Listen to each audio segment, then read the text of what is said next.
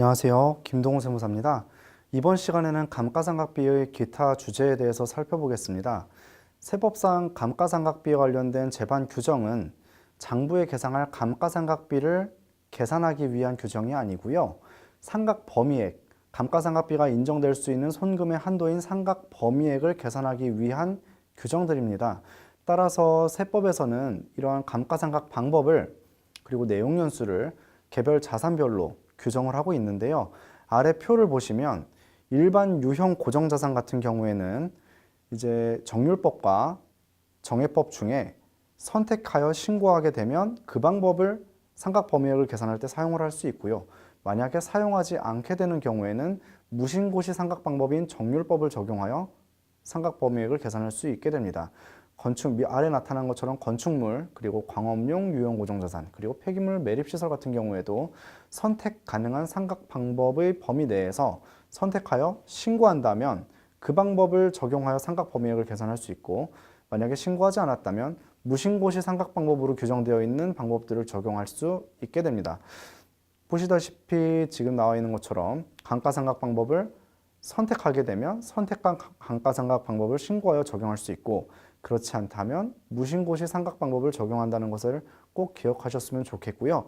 만약에 감가상각 방법을 선택하여 신고하고자 한다면 신설법인 혹은 새로 수익사업을 개시한 비영리법인 같은 경우에 그 영업개시일이 속하는 법인세 과세표준 신고기한, 그리고 기존에 없었던 새로운 종류의 자산을 취득하는 경우에는 그 취득일이 속하는 과세표준 신고기한까지 감가상각 방법을 선택해서 신고하면 그 방법을 적용받을 수가 있게 됩니다.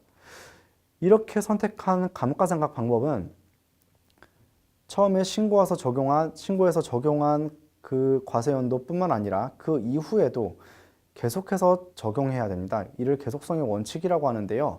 만약에 무신고했다 하더라도 무신고시 상각 방법을 그 이후에 또 계속해서 적용해야 합니다. 이런 계속성의 원칙에도 불구하고 상각 방법이 서로 다른 법인이 합병한 경우라든가 이런 극히 예외적인 상황에는 감가상각을 변경해 줄 수밖에 없게 됩니다. 이럴 때는 변경하고자 하는 과세연도의 사업연도 종료일까지, 그때까지 감가상각 방법을 변경 신청하게 되면 그 방법을 적용받을 수 있게 됩니다. 감가상각 방법 변경 신청 기한과 감가상각 방법을 적용 신청하는 기한은 서로 다릅니다. 최초 신고 기한은 해당 사유가 발생한 날이 속하는 법인세 과세표준 신고 기한까지고요. 변경 신청하게 되는 때에는 변경하고자 하는 사업연도 종료일까지입니다. 12월 말법인의 경우 첫 번째 같은 경우에는 3월 31일까지 신고를 하셔야 되는 거고요.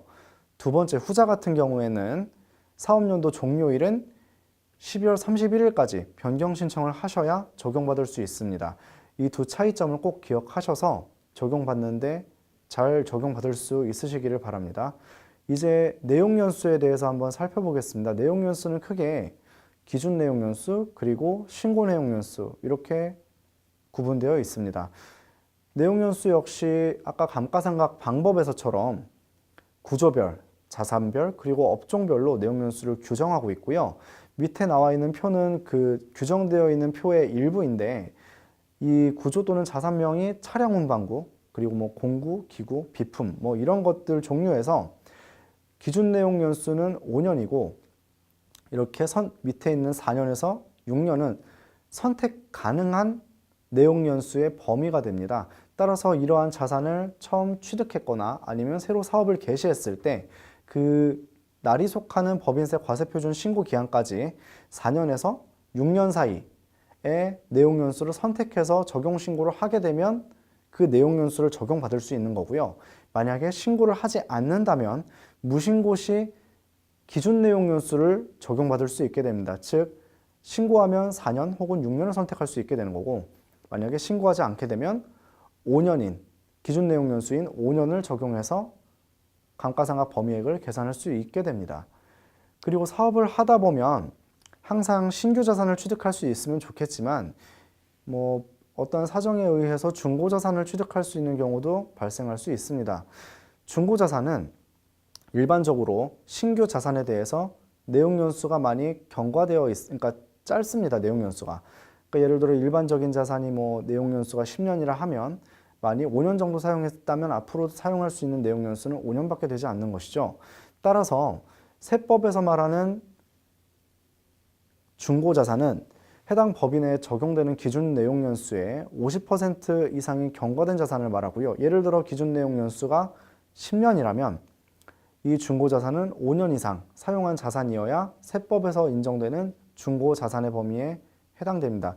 이렇게 50% 이상 경과한 자산이면서 이를 법인 또는 개인 사업자로부터 취득해야 하고요. 그렇게 됐을 때 기준 내용 연수의 50%에 해당하는 범위에서 기준 내용 연수까지의 범위 중 선택해서 신고를 하면 그 내용 연수를 적용받을 수 있게 됩니다. 예를 들어 기준 내용 연수가 10년이라면 5년에서 10년까지 범위에서 선택해서 그러니까 5년, 6년, 7년, 8년, 9년, 10년 이 중에서 선택해서 내용 연수를 신고한다면 그 내용 연수를 적용해서 상각 범위액을 계산할 수 있게 됩니다. 이 신고기한은 취득일이 속하는 법인세 과세표준 신고기한이고요. 만약에 이러한 중고자산을 합병이나 분할로 인해서 취득하게 된다면 합병 또는 분할 등기일이 속하는 과세표준 신고기한까지 중고자산에 대한 수정 내용 연수를 적용 신고를 하셔야 적용받으실 수 있게 됩니다. 지금까지 감가상각 방법과 그리고 내용 연수에 대해서 살펴봤습니다. 감사합니다.